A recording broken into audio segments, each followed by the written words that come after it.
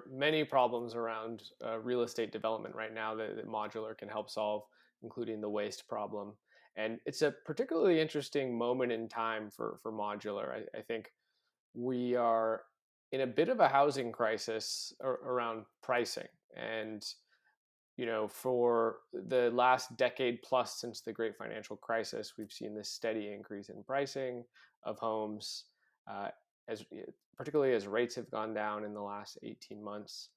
And it's making it more difficult for folks to purchase a home or purchase their first home in particular.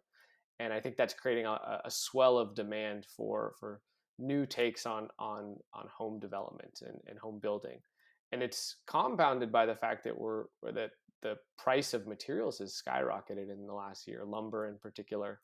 And so I think there's in the same way during the post-war period where modular building and construction techniques really were popularized, there was a swell in demand, supply shortages, also unused factories that could be retooled to help with building. I think we're in a similar moment in time now where there's this nice confluence of both demand from on the buyer side, and then also this recognition that there needs to be innovation around the process by which we build homes. And modular has several benefits that I think solve some, obviously not all of the problems that I articulated.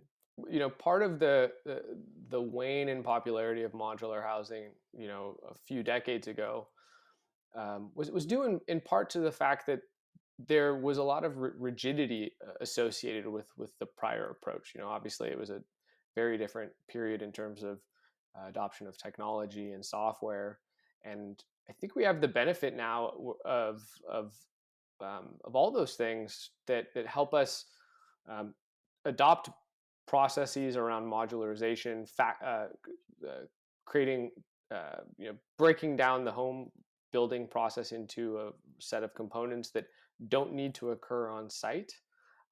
But we can also leverage software to allow for a degree of customization around the end product, which is, I think, the sweet spot for consumers.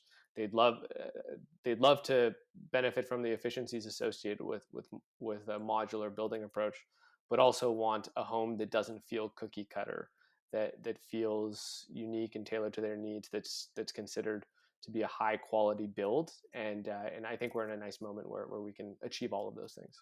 If you enjoyed this excerpt from the Millionacres podcast, please consider subscribing from your favorite podcast provider. New episodes of the Millionacres podcast are released every Tuesday. Millionacres is a Motley Fool service. Find out more at millionacres.com.